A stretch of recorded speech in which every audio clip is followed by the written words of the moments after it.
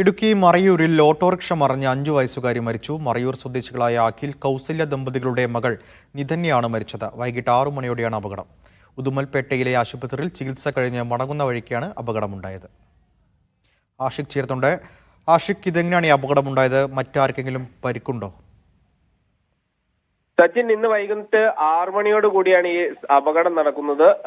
മറയൂർ സ്വദേശികളായ അഖിൽ, കൗസല്യ ദമ്പതികളുടെ മകൾ 5 വയസ്സുകാരി നിധന്യയാണ് മരിച്ചത്. ഇന്ന് വൈകിട്ട് ആശുപത്രിയിൽ പോയി മടങ്ങവേ ഓട്ടോറിക്ഷ അപകടത്തിൽപ്പെടുകയായിരുന്നു.